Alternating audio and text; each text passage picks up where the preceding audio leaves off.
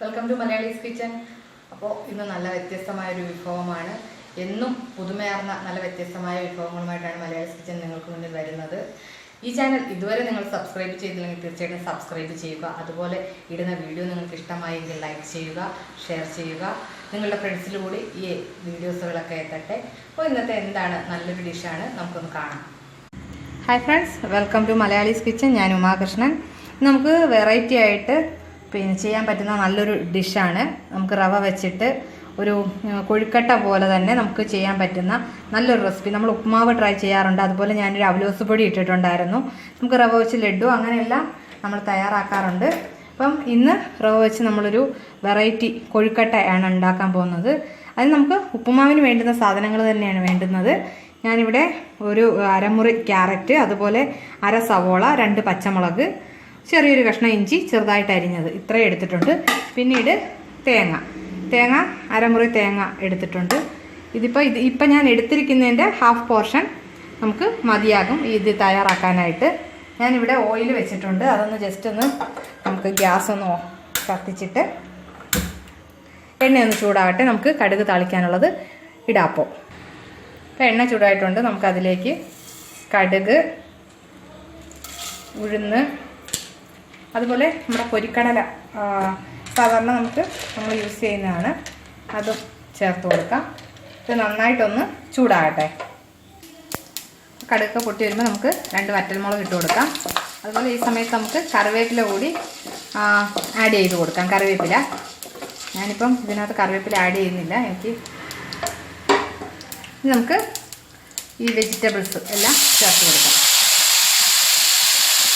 ഞാനൊരു ഒരു ടേബിൾ സ്പൂണോളം ഇഞ്ചി അരിഞ്ഞത്, അതുപോലെ അരമുറി ക്യാരറ്റ്, ഒരു സവോളയുടെ പകുതി, ഇത്രയുമാണ് ഞാൻ എടുത്തത്. ഇതിനി നന്നായിട്ടൊന്ന് നമുക്ക് ഹൈ ഫ്ലെയിമിലിട്ട് തന്നെ വഴറ്റിയെടുക്കാം.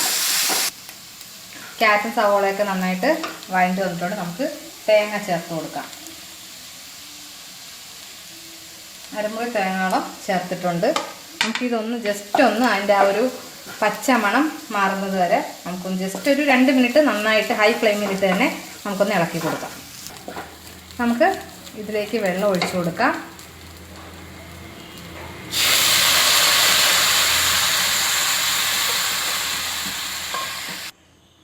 ഏകദേശം ഞാൻ 1/4 കപ്പോളം വെള്ളം ഒഴിച്ചിട്ടുണ്ട്.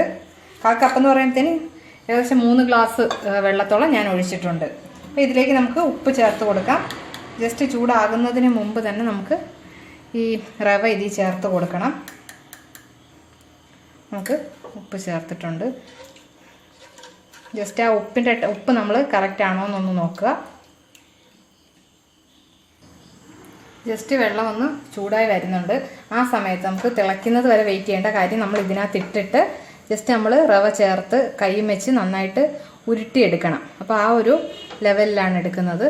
അപ്പോൾ ജസ്റ്റ് ആ ചൂടായി വരുന്ന സമയത്ത് നമുക്കിതൊന്ന് ചേർത്ത് ഇളക്കിയെടുക്കാം. നമ്മൾ ആ വെള്ളം തിളയ്ക്കുന്നതിന് മുമ്പാണ് റവ ചേർത്തിട്ടുള്ളത്. അതുകൊണ്ട് തന്നെ റവയൊന്നും വെന്തിട്ടില്ല. ജസ്റ്റ് നമുക്കത് കാണുമ്പോൾ അറിയാൻ പറ്റും. ഞാനിപ്പോൾ തീ ഓഫ് ചെയ്യണേ.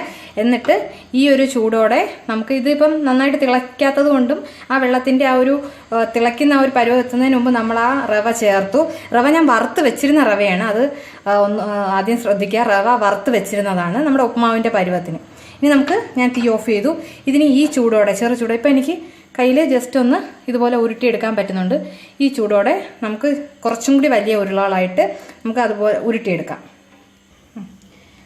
അപ്പോൾ നമുക്ക് ഈ ഒരു വലുപ്പത്തിൽ ഉരുട്ടിയെടുക്കാം. ഞാൻ ഈ ഉരുട്ടുന്ന സമയത്ത് ഇവിടെ ഒരു ഇഡ്ഡലി പാത്രം വെച്ചിട്ടുണ്ട്. ഇഡ്ഡലി കുട്ടവും വെച്ചിട്ട് അത് ഒരു തട്ട് വെച്ചിട്ട് ഞാൻ വെള്ളം ചൂടാക്കാൻ വെച്ചേക്കാണ്. ഇനി നമുക്ക് ഇതുപോലെ ഓരോ ബോൾസ് ഇതിൽ നിന്നും കുറേശ്ശെ എടുക്കാം. ഞാൻ പറഞ്ഞു വെള്ളം തിളച്ചിട്ടില്ല, എന്നാലും ചൂടുണ്ട് നല്ല. നിങ്ങൾക്കിതിൽ ഈ ബോൾസിൽ നിന്ന് തന്നെ ആവി പോകുന്നത് അറിയാൻ പറ്റും. അപ്പം ഈ ഒരു വലുപ്പത്തിൽ നമുക്ക് ഇതിൽ നിന്നും ബോൾസ് ഉരുട്ടിയെടുക്കാം. നന്നായിട്ട് തിളച്ച് കഴിഞ്ഞാൽ നമുക്കിതുപോലെ ഉരുട്ടിയെടുക്കാനും പറ്റില്ല. നമുക്കിതുപോലെ ബോൾസ് നല്ല രീതിയിൽ കിട്ടില്ല. കാര്യം റവ നന്നായിട്ട് നമ്മുടെ കയ്യിലൊട്ടും. അത് ഒട്ടാതിരിക്കാനാണ് നമ്മൾ ആ ഒരു പരുവത്തിൽ എടുക്കുന്നത്. അപ്പോൾ ഞാനിവിടെ ബോൾസ് റെഡിയാക്കിയിട്ടുണ്ട്. അഥവാ നമുക്ക് ഉരുട്ടുമ്പം ചെറിയൊരു ചൂട് കയ്യിൽ തോന്നുമെങ്കിൽ ജസ്റ്റ് പച്ചവെള്ളത്തിൽ കൈ ഒന്ന് നമ്മൾ ഇടിയപ്പത്തിനൊക്കെ കുഴക്കില്ല, അപ്പോൾ കൈ ഒന്ന് ജസ്റ്റ് ഒന്ന് ഡിപ്പ് ചെയ്തിട്ട് വെള്ളത്തിൽ ഡിപ്പ് ചെയ്തിട്ട് നമുക്കിതൊന്ന് ബോൾസ് ആക്കിയെടുക്കാം. ഞാനിവിടെ ഇഡ്ഡലി പാത്രം വെച്ചിട്ടുണ്ട്. നമുക്കതിൽ കുറച്ച് ഓയിലൊന്ന് സ്പ്രെഡ് ചെയ്ത് കൊടുക്കാം.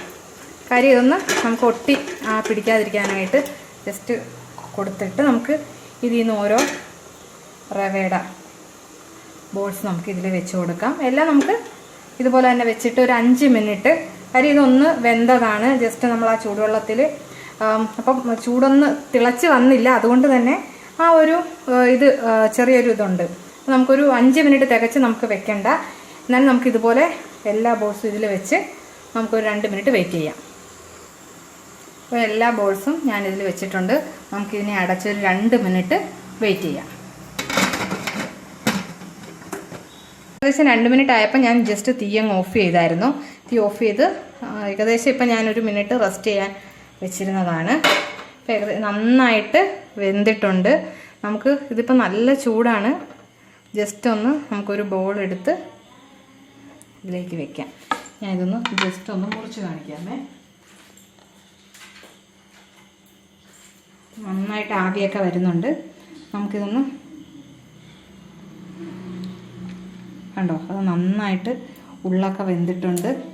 അതുപോലെ തന്നെ ഇതിപ്പോൾ ചൂടോടെ ആയതുകൊണ്ടാണ് ജസ്റ്റ് നമ്മൾ ഇത് മുറിച്ചപ്പം ഇങ്ങനെ പൊട്ടിപ്പോയത്.